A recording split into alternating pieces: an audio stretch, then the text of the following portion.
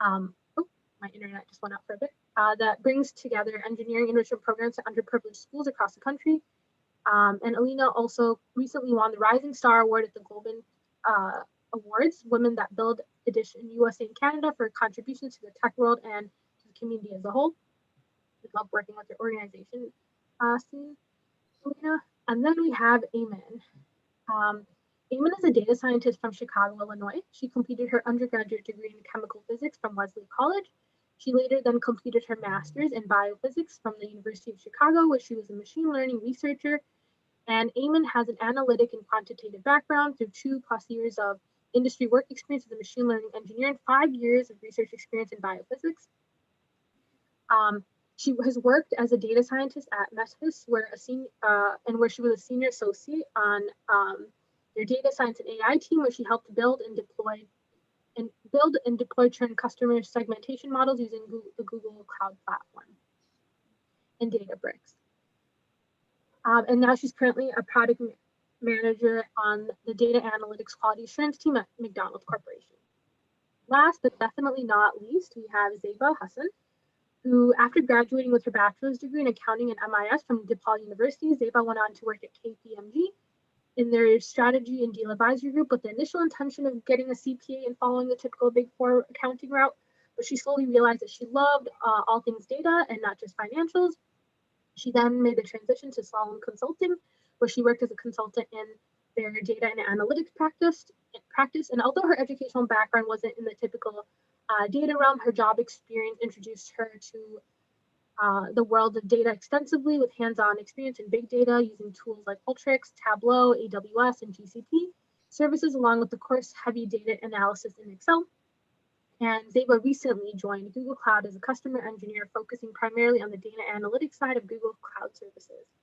And she is a huge advocate for women in tech, and she would love to see the industry diversify and pave the way for more women to join the ranks. So thank you all so much for joining us. They all have such amazing experience. We're looking forward to hearing from them. And before we get into it, we just want to make the audience aware that we are recording, and we also will take a screenshot at some point. Safa, take it away. Awesome. Thanks so much, Sarah, for that introduction. So just to kick things off, we have a lot to learn about our panelists, but want to kind of just start off at a high level. I know we talked about everyone's bio. Maybe Raiha, you can go ahead and just talk about your journey into data science. Was it something that was very kind of innate to you? You just gravitated towards it? I guess, like, what was your journey and like process of figuring out that this was the right career for you? Thanks, Safa. Assalamu alaikum, everyone. So yeah, I'm currently a data scientist at Prudential, but that didn't just happen overnight, of course. Back when I was in high school, actually, I was learning about careers in data. I was very fortunate to have a CS class in high school. Like, I know a lot of people don't have that opportunity and they tend to look for it on their own. But that's when in junior year, I took a CS class. And after working on a project where I was analyzing data about people's physical health and the relation between physical health and marital status, just that data set as a whole, like, it opened me up to the realization that this data set can be analyzed from so many different angles. And I think being able to use data to essentially go on to like predict the future for somebody or for a company, I thought that was just the coolest thing ever. And using computer science and math to do that, like, I'm a huge nerd, so that was like everything for me. So yeah, thank you for having me here today. That's pretty much my journey after that. I'm really thankful for my network and all my professors and my classmates and everything. So thanks. Yeah, awesome. Alina, how about you? I know you didn't traditionally study kind of like data analytics, but you have an engineering background, right? Yeah, so hi everyone. I actually graduated with my bachelor's degrees in mechanical engineering and math. And I kind of went a non-traditional route from my mechanical engineering background. Whenever I interned at New York Life Insurance Company, actually with Raiha, we both interned together, I was actually in project management, and I got to see a lot of the different projects that were going on, and I really gravitated more towards being more hands-on and, more hands-on in a data setting. So whenever I, looked for career opportunities my senior year of college, I automatically, gravitated more towards data, big data, and all of those fun opportunities. And I was very fortunate to end up at Verizon. And I actually started off as a data engineer and kind of rotated into a data scientist role. But, you know, since I got into my data science role, I have loved it and I haven't actually ever looked back. So yeah, it's been great. That's awesome. Yeah, and what about yourself, Ayman? I know you had, you also didn't have a traditional like data analytics background either, right? Oops, I think you're on mute.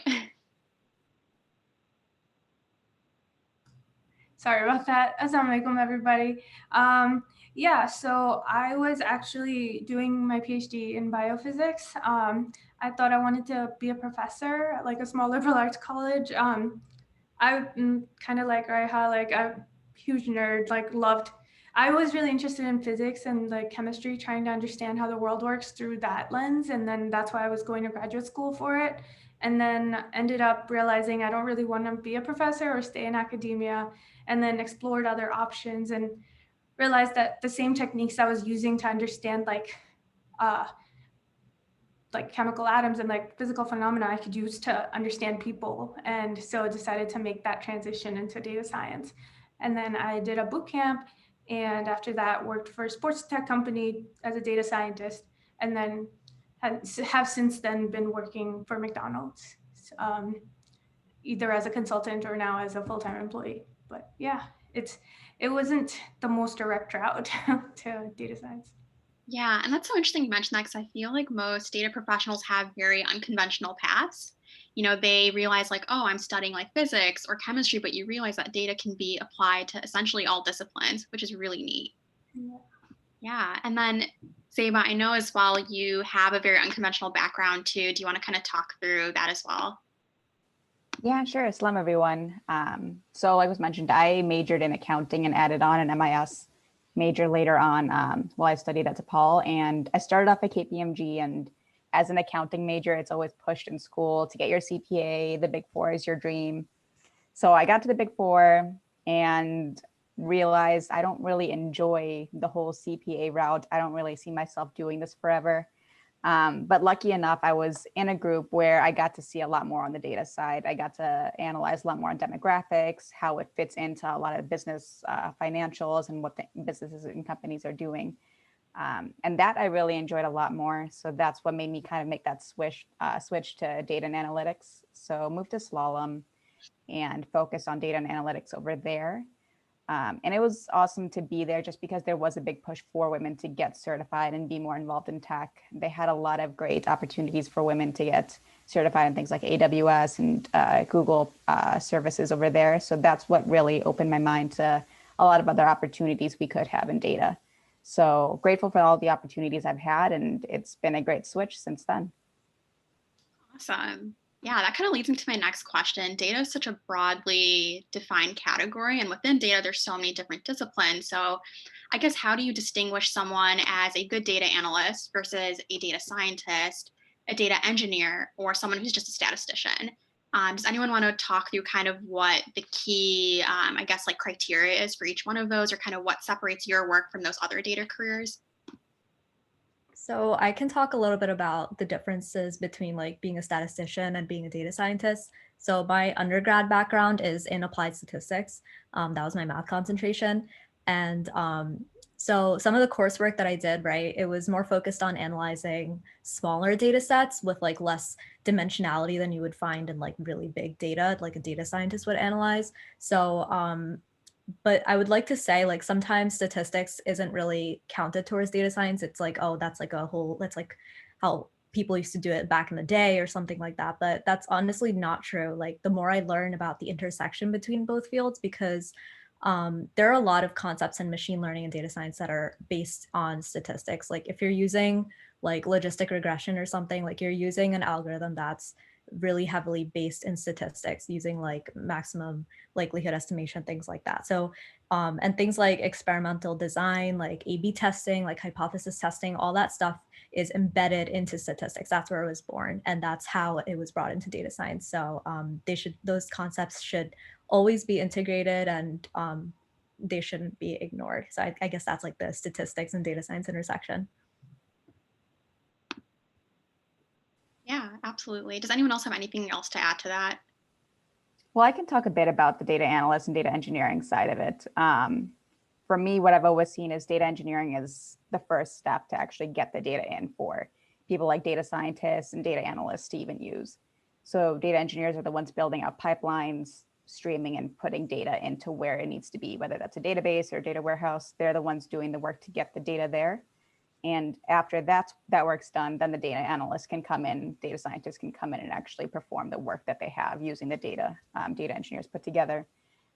Data analysts are a lot less on the data science side in terms of using languages, like Raiha mentioned, and statisticians are using a lot more math concepts. Data analysts, they're a lot more so, I think, doing the Excel work, doing the cleanup work for a lot of the data, putting together the visualizations that will allow a company to see, okay, this is where we're at today, kind of just like a current state sort of concept over there, versus data scientists putting together, this is how we can change for the future. These are kinds of things that we can look for later down the line. Yeah, that's a great point. And I guess like Alina and Eamon, question for you guys, like how does one determine then, yeah, I think being a data analyst is most appropriate for me, or I think I want to pursue the data science route? Is there like something you guys realized within your career that these particular facets of this role is more interesting to me than like the other data career? How did you go about choosing that? Yeah, I mean, sorry, go ahead. No, you go ahead. Okay, so for me, so I also like had that math background.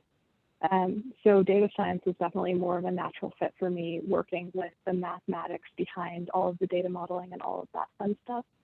But I actually started off as a data engineer. And so like Zaba mentioned, it was a lot of like data cleaning and data processing, putting it into the right, format and databases for the data scientists to go in and go at it. And then, after that, I was kind of an intermediate like data analyst in between my roles as data engineer and data scientist. And so they had me work kind of as a data analyst as like an intermediate step. And that was a whole lot more reporting and visualizations and communicating with the business, making, the concepts easier for the business to understand. And then, I got to move into my data scientist role, which was a lot more, math-based, a lot more exciting for me personally.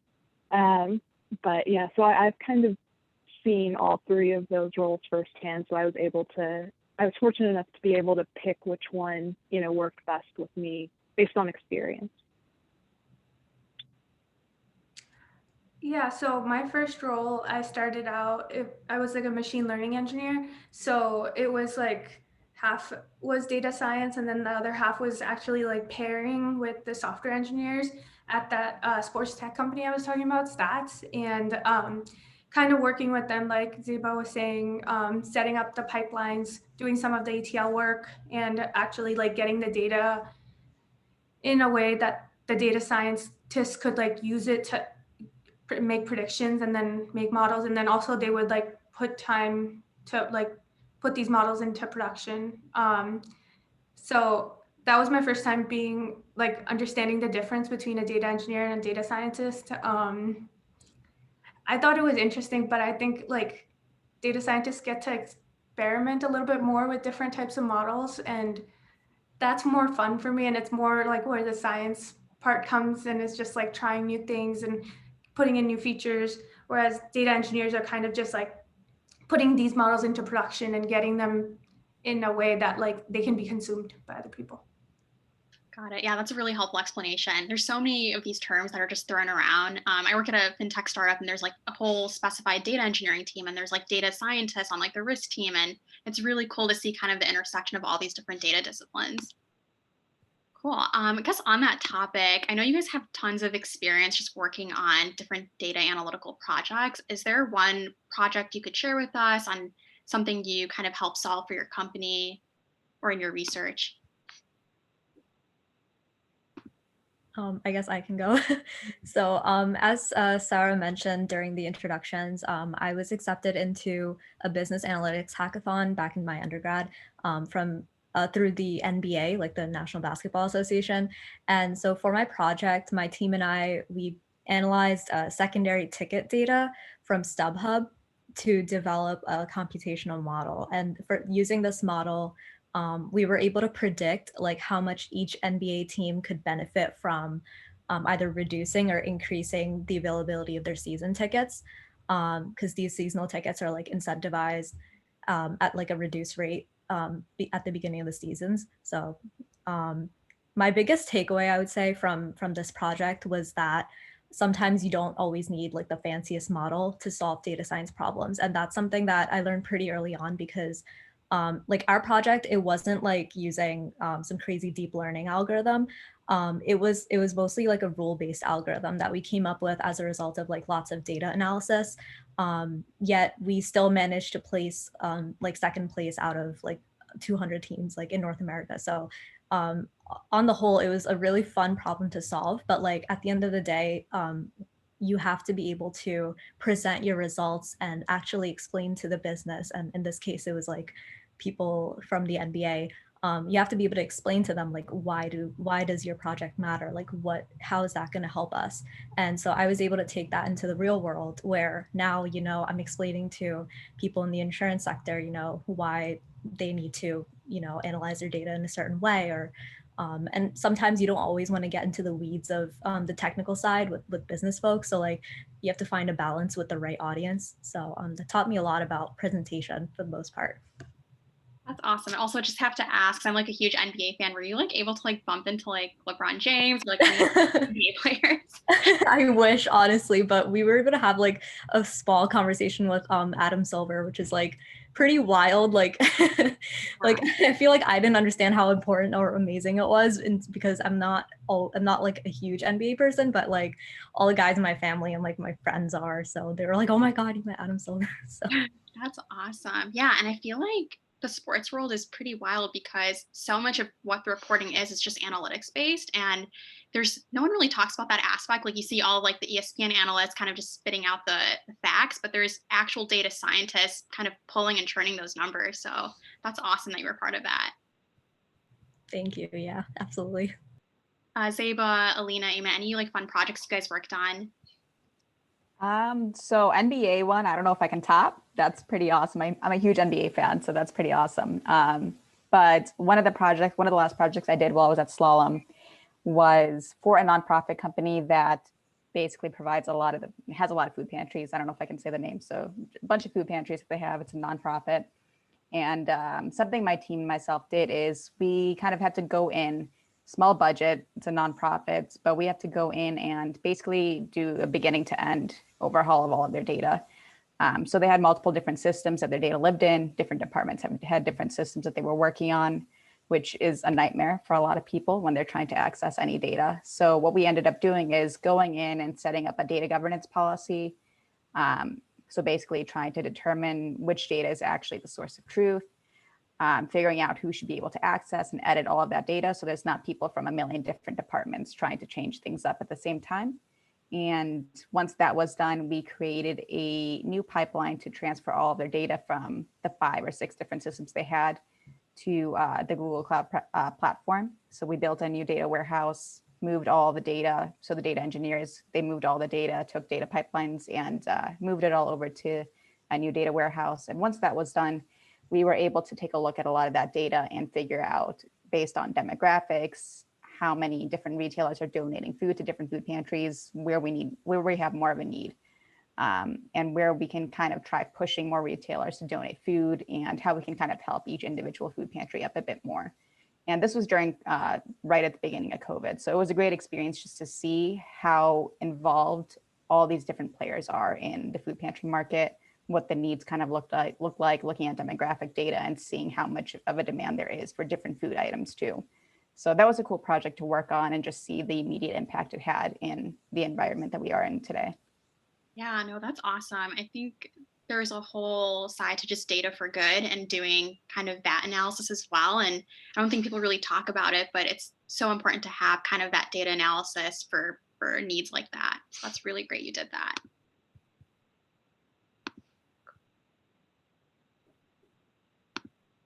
Alina or Eamon, any projects you guys worked on?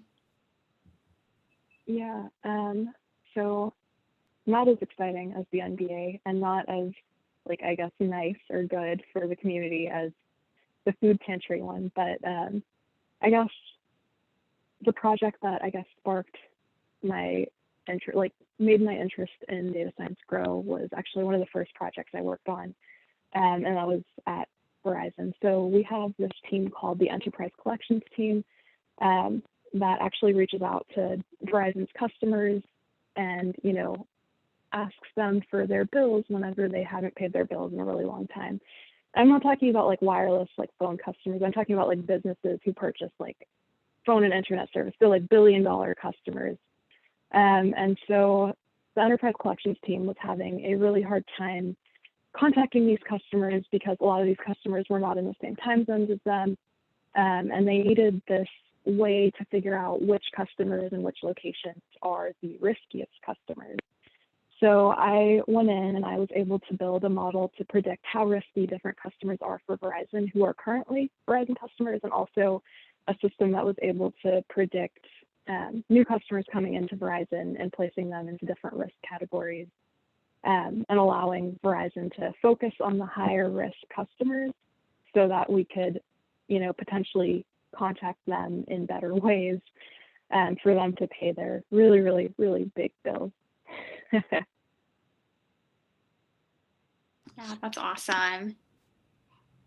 Yeah, so the one of the projects that I worked on at the first company I worked at, Stats, was based on the NBA and the NFL, and we were trying to do like player rates predictions. So what we did was for each player, we would try to figure out like how many points and assists and rebounds and 3-pointers they were going to get in a certain game. And then we worked with these like sports betting sites to like set the lines. So people could like bet against those predictions that we had. So it was fun, and it was, for me, it was a great way to like see data science in action and actually see like if our predictions came true. Because before that, I was in graduate school for 5 years, or no, 3 years, and it was just like so remote. Like I was working on something that like wasn't as applicable in the real world. So it was a good way to like see the predictions in action and see like how if you're correct or how you should reevaluate your model or anything like that. And these were more deep learning models. Since then at McDonald's, we've done more like classical data science models. So doing just like predicting if a customer is likely to come back within 5 weeks, depending on the things they buy and the money they spend. Or right now I'm working on loyalty models. So like trying to see if there's any fraud happening with the number of like loyalty points a customer is getting. So there's a lot of like cool problems to solve in data. Yeah, depending on the company. Yeah, and on that note, I guess, Eamon, is there like a framework you use when you go about solving a problem within like the field of data science? Like how do you approach kind of a business request or need from your company, and like what's kind of the framework you use to kind of tackle that problem? Yeah, so it's like there's like the data science workflow where first like you try to clarify like the business objective, like, okay, so what are we actually trying to do? Do we even need like machine learning to solve this? Is this like a simple problem that we can just use like some analytic steps to do it? And then after that, you kind of like go through your you go through your like exploratory data analysis. So you go through the data set that you have, kind of try to see like, am I missing anything? What types of predictors do I have, like features, and like what can I do with these features? Like how can I structure it in a way that like I can get the computer to understand it? So a lot of times you have to like translate it from like different classes to numbers, that sort of thing.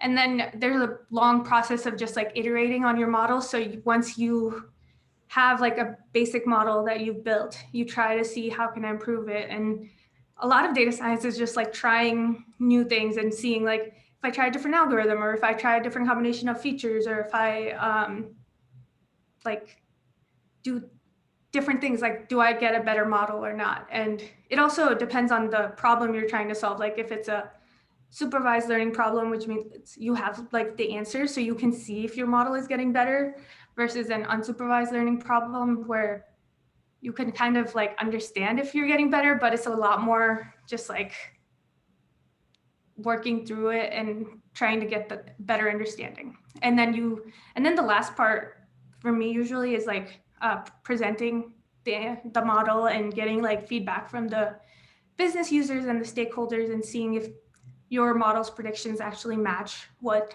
their intuition is. Yeah, that's a good point. Actually, like leads me to my next question. Maybe Alina, Ray, or Zeba, you have insight into this as well. But have you guys ever gotten pushback from stakeholders or kind of people higher above you on kind of the data you presented? I guess like any challenges with any of the work you've presented internally, or just like how do you go about kind of that conflict? I can go first, I guess. So yeah, at Prudential, right? So we're like, you know, in the process of like building a really big data science team, and it's pretty much in the works now. But sometimes when you present things to the business, this is just in general too, they might, you know, like they need numbers, they need proof, they need to see like, you know, what data you're using and where it's coming from. Like, is it a proof of concept versus like, is it using our real data? And then I guess I haven't received pushback as much, but I think it's, especially in a life insurance company, it's really important to be aware of the sensitivity of the data you're dealing with. Like every day I'm dealing with data that is like, that correlates with like actual people. So it's really important to understand like the sensitivity of that. And then on top of that, sometimes where I do get pushback is sometimes around like regulation. So of course, life insurance is a very regulated industry. And sometimes, you know, like for example, this one time we were trying to build like an anomaly detection model for like an internal issue. And it was just like, they weren't sure how our model would like work with like the current regulations that already exist, and like where can we make entry for our model to like do that. So even though like, you know, this model can probably solve every problem, right, you need to put it in the hands of people that understand the regulations behind what's going on and like the business use case. So I think it can be challenging sometimes, which is why I would say like before you apply to a company, like ask yourself like, am I like okay with this, like, or do I need like a place where I can work as I please, like with no regulations, and I just you know, so it depends. I would say in finance and like insurance, that's like a pretty typical thing that you deal with. So yeah. Yeah, that's really helpful. And I guess for me, I mean, I'm not a data scientist by any means. I'm kind of in between a data engineer and data analyst. I like working with the business users, stakeholders a lot more. I enjoy putting the current insights together and showing them why something's happening. But in that regard, I have gotten a lot of pushback because I do work with the C-suite a lot. I do have to present to them a lot. I think one of my early projects was working with a customer that provided a lot of the software to car dealerships.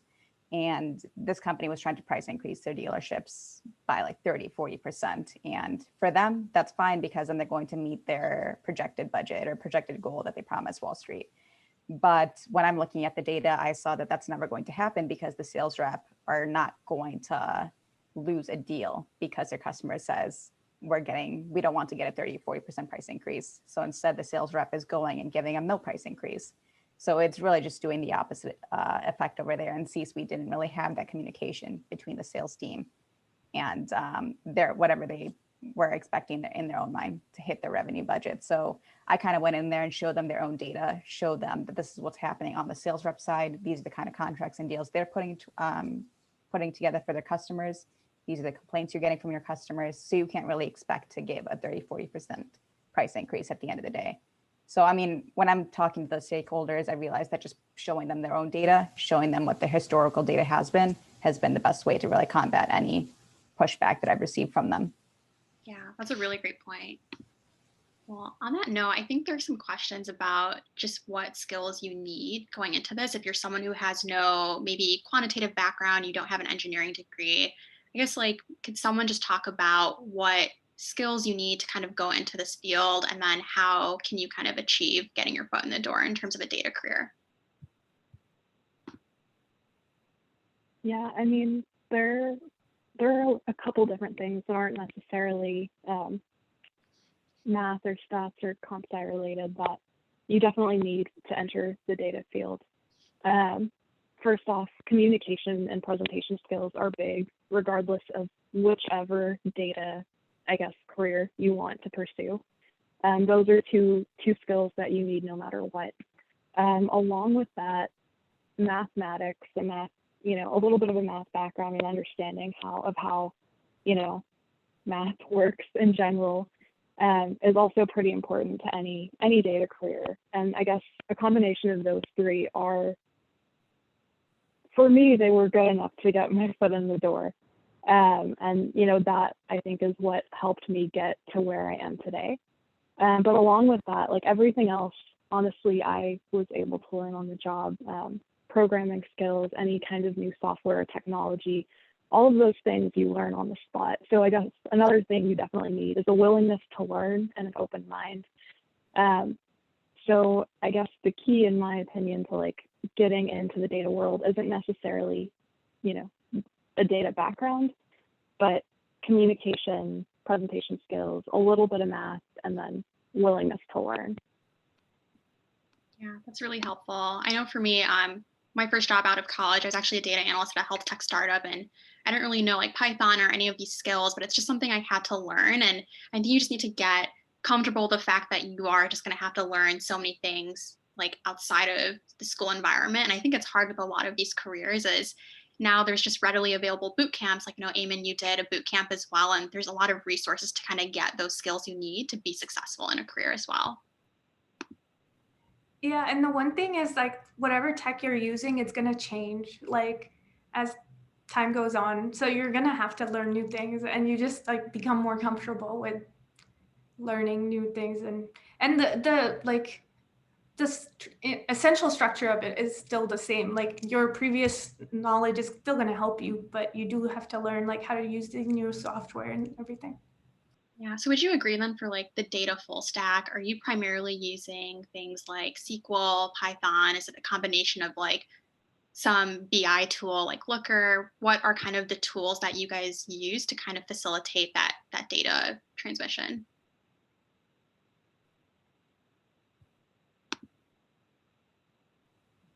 So I guess especially having SQL under your belt, like you said, stuff like that's super important. You'll find yourself using SQL one way or another. If you don't have a programming background, you might prefer to use Excel at first to analyze data. But if you learn the basics of Python or even R, you can not only can you say like, hey, I know how to program, but you can also make a lot of your calculations and like analyses run a lot faster. Like a lot of what we do at Prudential too is meant to speed up some of the calculations that the actuaries do because they're always using Excel and working with Excel. And then of course, having some visualization tools under your belt, like I've used Power BI and a little bit of Tableau. And also like the different programming languages have some packages for that as well. So practicing that in little like side projects too, that can also help you out in the long run. Yeah, that's helpful. That's actually funny you mentioned Power BI and Tableau. I was in a clubhouse room yesterday and there's a group of like data scientists and professionals and they were debating like, is Power BI better than Tableau? And then someone's like, no, Looker's better. And it was just really interesting to see kind of everyone's perspective on what tool they use. But essentially you're trying to accomplish the same thing, which with each of them. Who won? So it actually was a split. Yeah, it was a split between Power BI and Tableau. Yeah, it was so interesting. Like people had very like passionate, strong opinions over like one over the other, but no one like had a winner. I think Tableau is the prettiest out of them. Power BI, if you're going to do a lot more coding or you want more stats involved, Power BI is the way to go. Looker, I think, is a lot more. And I'm just being introduced to Looker because I just joined this new role, but Looker, I think, is a lot better for data analysts who just want to look at their own data rather than depending on whatever is put together in Tableau. as someone else. Yeah, absolutely. It looks like Joshua said Tableau over Power BI. So yeah, I feel like that's a popular sentiment. Cool. One thing I did want to pivot into is kind of just your role as a woman in tech and how mentorship played kind of a part in your career. And just, I don't know, like, could you guys just talk through what it's like, one, to be a minority in tech, and then on top of that, you're a Muslim woman in tech. So how do you like go about those challenges in the workplace? How do you fill your cup in terms of just making sure that you're taking care of yourself in this process? Because I imagine for anyone in the data field, it's very demanding, and it is a pretty male dominated field as well. So if you guys could provide any insight on how you kind of cope with that aspect. Yeah, I mean, for me, I feel like most of my teams, I was the only female on it. I think there was one team in my entire time working where I was on a team with another woman, and that's pretty common to see. There's not many women in the field just because, maybe because of hiring, they want someone who's a lot more technical, and women feel the need to not, maybe women feel like they shouldn't apply because they're not going to get it. They're just put off just by the fact that they think someone else is better enough or more qualified to get it. And I think that's something that we need to change. You don't really need to look at the entire requirements of a job listing and say, yes, I check mark each one of those boxes.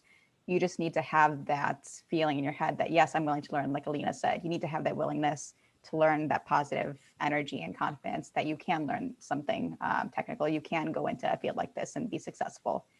And I think that's more so just willing to give yourself a shot. And I think that's the best way to get more women into the field, just having more confidence in yourself.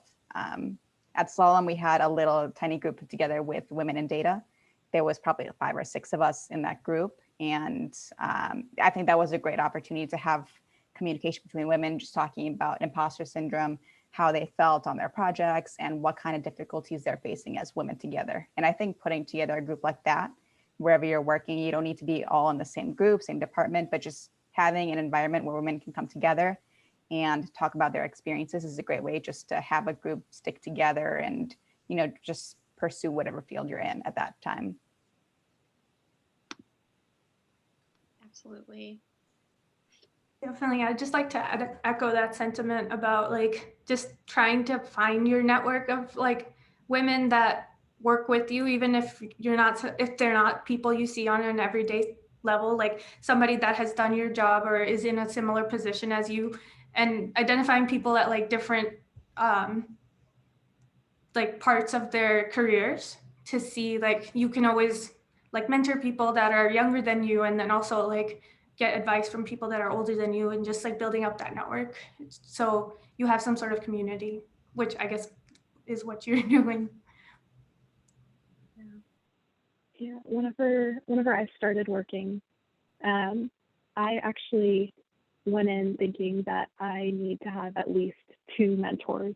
So one very like job specific related, someone who can help me out with, different technical things that I may need help with, someone who can look out for me and, who has worked in a position similar to mine in the past. I was fortunate to have a woman actually who had my role 5 years before I got the role. So she was a college hire. She started off on the same team.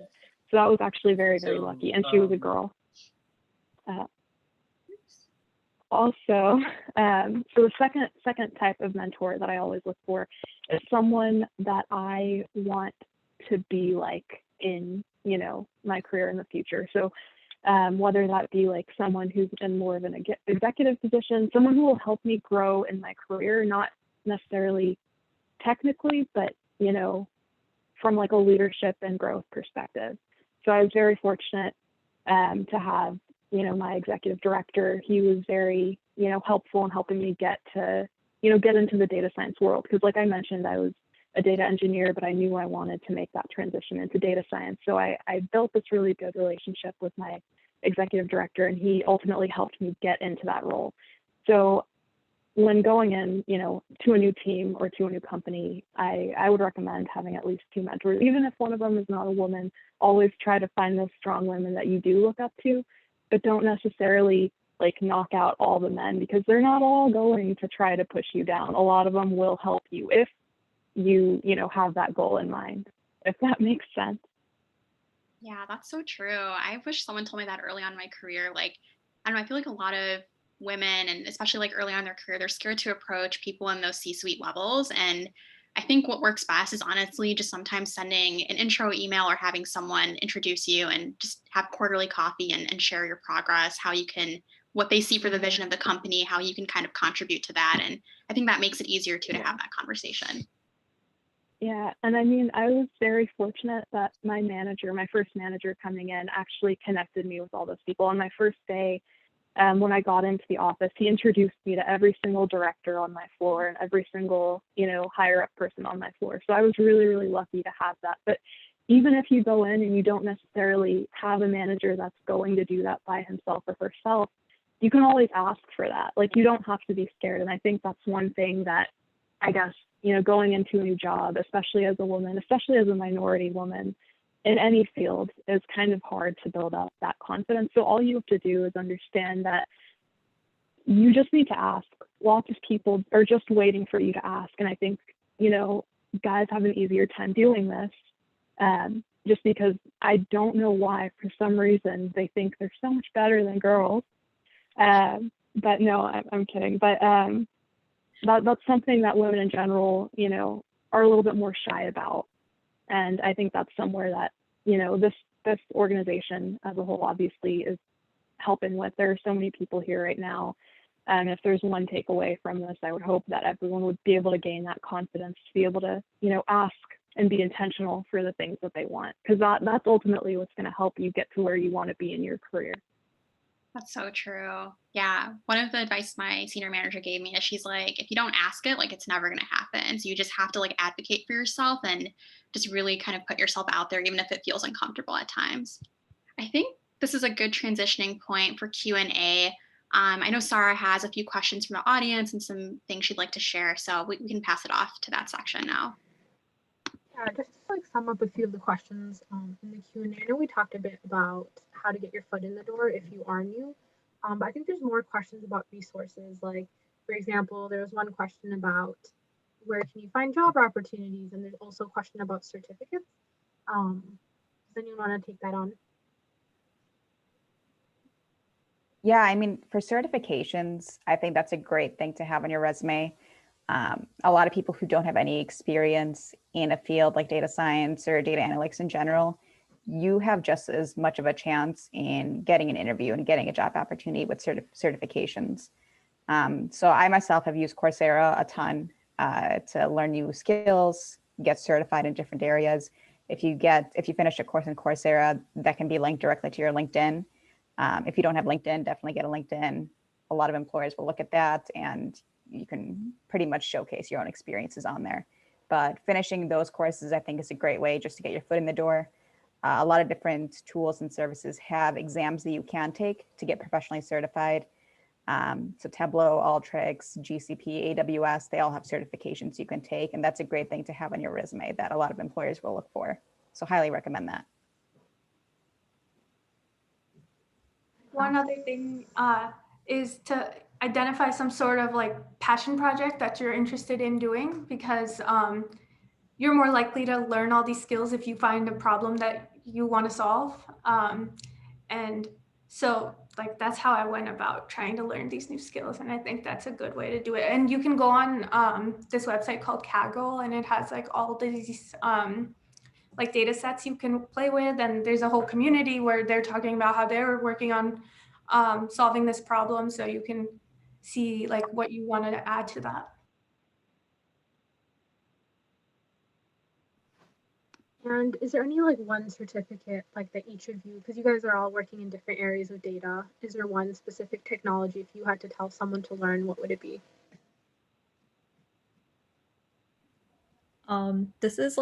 This might not be directly related to data science, but I would say if you're trying to get into industry, definitely get a better understanding of like cloud technology, because a lot of companies are pivoting towards that. And yeah, data science, of course, you need to understand, like being a data scientist is a handful. So we're asking a lot from you guys, but like basically one of the biggest parts of being a data scientist is actually deploying your models and being able to, if you're not even just doing everything on the deployment side, if you can just talk to the deployment people, the data engineers, the cloud enablement people, like all those people, like if you can just have a conversation with them, that's really valuable. So I recently got an AWS cloud practitioner certificate, and I think learning those skills on the job on top of like studying for that certification helped me better grasp like those concepts that go on behind the scenes. All right, and it looks like another specific question is there one programming language that you would recommend over any other? Python or R. Python.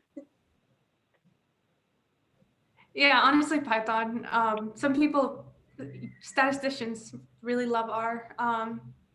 Python is just intuitive, I think. But it's like a personal choice too. It's kind of like that Power BI and Tableau argument or discussion we were having earlier. It's kind of like that. Like there are advantages to different programming languages, and now like a lot of people are talking about Julia as being really cool and like the new like data science language.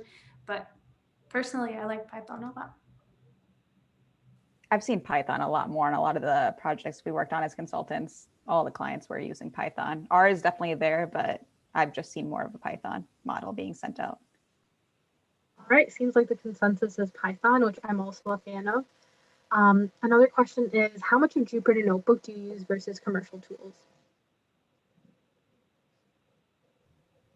So Jupyter Notebook is super important when you're experimenting or like trying new things, or like let's say you just got a data set that you've never looked at before and you're just like, okay, let me break this down like slowly, right? So I feel like Python, like I'm sorry, at the end of the day, like when you're trying to put your models into production or like just to turn them into scripts that can go into production, it's really important to sometimes know that the Jupyter Notebook is like your playground. And at the end of the day, you have to bring these things into a more formalized manner. So yeah, I think Jupyter Notebook, it's great when you're maybe presenting your code to somebody or like visualizations that come out of the code. And yeah, that's why they have like their pros and cons. Nice, thank you for that. There was also a question earlier about how it's been with the shift to remote for all of you guys. I personally love not commuting and wearing whatever I want. There are a lot of video calls that I'm involved in now. And I know Zoom fatigue, video fatigue has been a real thing, but I think for the most part, a lot of companies have been very understanding about that. I think work hours, depending on your role, has been kind of up in the air just because everyone's at home now. Everyone has their computer right at home now. So I think just being able to set boundaries has been very important, and setting a schedule for yourself on when you're actually going to be working versus when you're actually just stepping away and taking time for yourself. I think that's just become super imperative to have now that everyone's just living at work technically.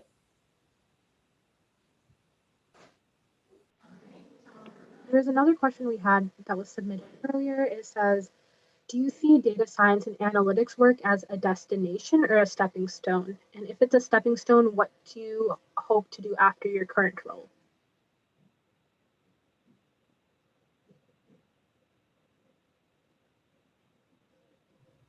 I'll go. Yeah, I understand why it can seem like a stepping stone because a lot of people are transitioning into data science from like different roles.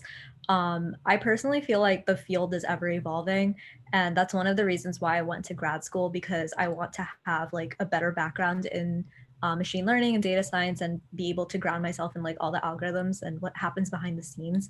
But eventually, like I feel like what I'll probably switch is like my domain. So like currently I'm in finance, financial services, life insurance, but I'm aiming to like get into like data for good, like Zeba was talking about, a lot of humanitarian issues that can be solved using data science or even machine learning. I'm really excited about where that field is heading as well. So that's somewhere I hope to be in the future. Yeah, speaking of that, so I think data bias and algorithmic accountability are like really big topics today too. So what, if any, ethical concerns are things that you might face in your career as a data scientist?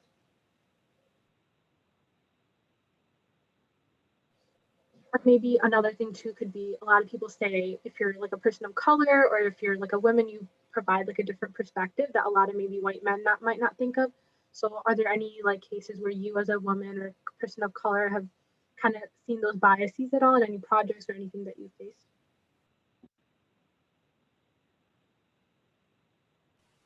I mean, maybe one of you guys, since you're more on the data science side, can speak more to this, but one of the projects I was doing a lot of the data engineering work, and it was for debt collection, something similar. I think, Alina, you were talking about for one of your projects, but the data science team was trying to create a model predicting any of those risks on different customers for debt and bill collection over there.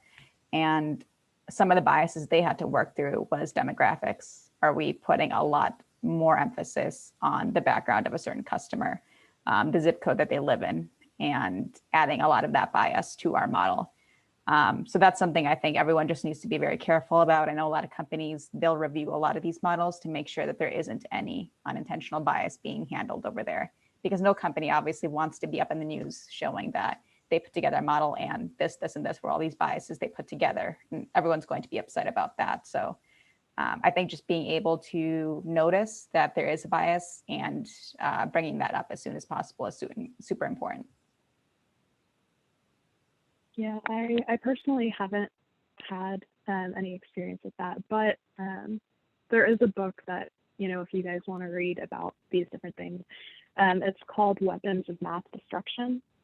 And it talks about the different biases and how, you know, data science has potentially harmed, you know, lower income areas, people, you know, people who are people of color. Oh my gosh, I can't talk today.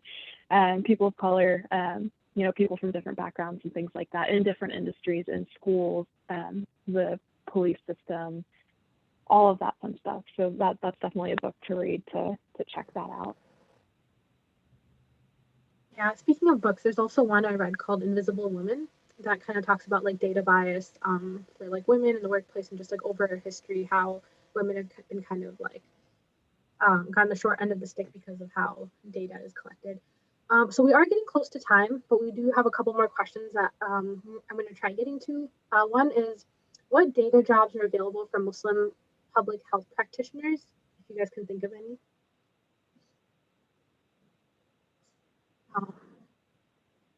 And if you guys think of something, you can post it in the chat and answer to that. The next question was, what any recommendations on which boot camps to attend? I think Eamon, you've done a boot camp, right?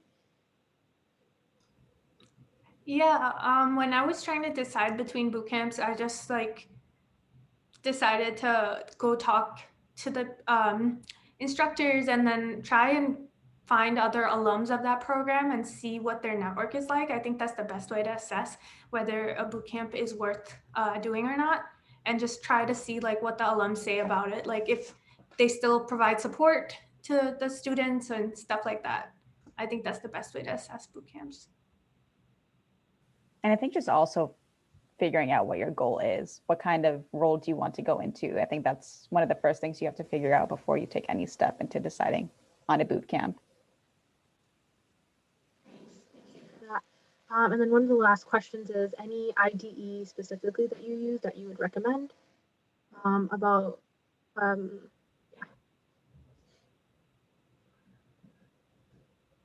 Yeah. Sorry, I think the question was on bringing things into production. Is there an IDE that you use for that? And also, I know it's an acronym, so if someone wants to specify what that stands for as well.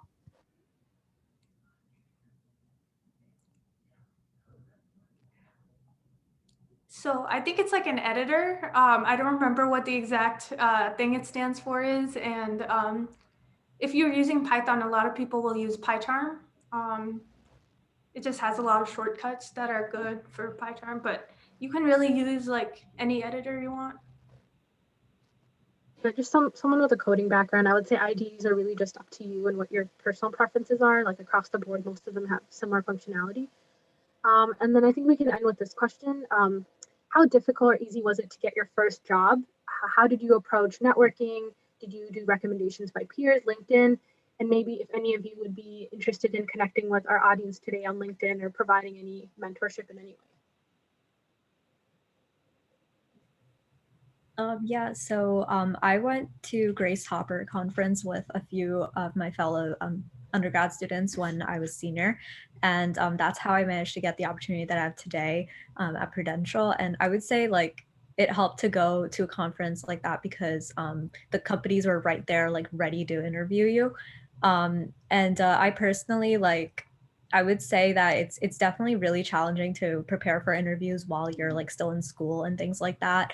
I must say like just try your best and I'm sure other people like on this panel can recommend like other websites that would help them, but like Eamon was saying earlier, like having, if you don't have the time to like prepare like all those like you know those technical questions and things like that, have some type of passion project that you can talk about, like an end-to-end like data science project that can, if that can get your foot in the door in interviews too, just to be able to talk about like the whole workflow.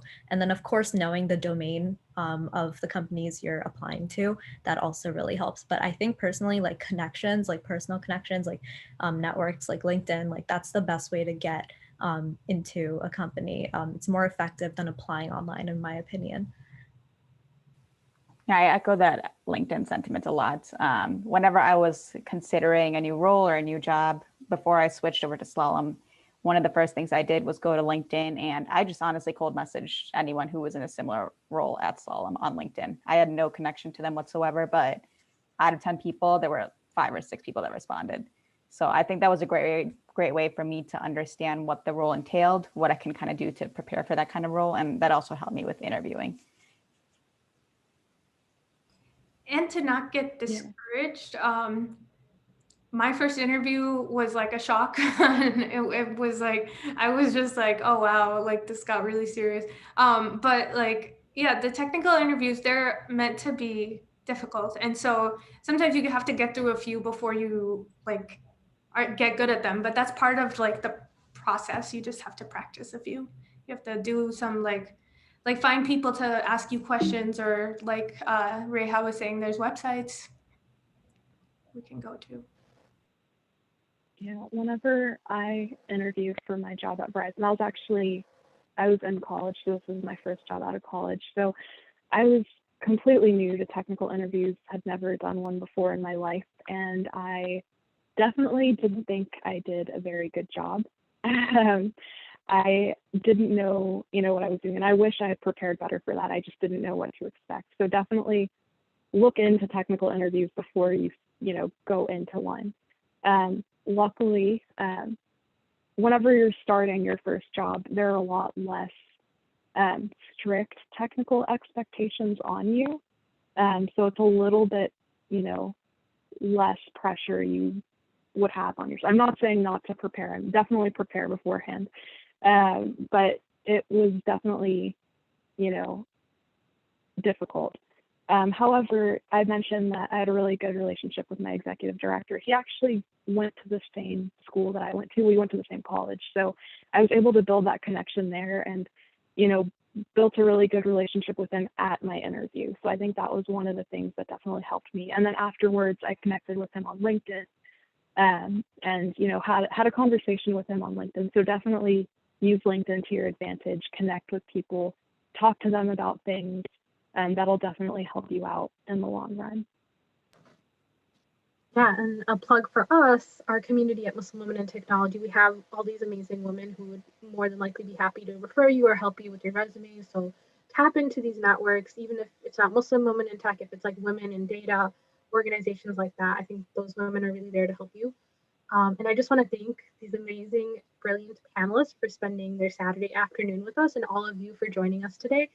I'm going to post the link again for our LinkedIn. Follow us on our LinkedIn, follow us on our join our Slack, so you can ask all your questions. And if we didn't get to it today, I'm sorry, but definitely reach out to our panelists and us if there's anything we can do. But thank you all again, and hope you have a great rest of your Saturday. Thank you guys. Have a great day. Bye. Thank you guys for organizing this. Thank you. Analyst smile so I can get a screenshot. All right, smile everyone. Take care. Bye. Okay, I got it, I think. Awesome. Thank you guys so much. Thank you guys. Great. ending this now. Bye. Thank you. Bye. Thanks, everyone. I'm gonna end it.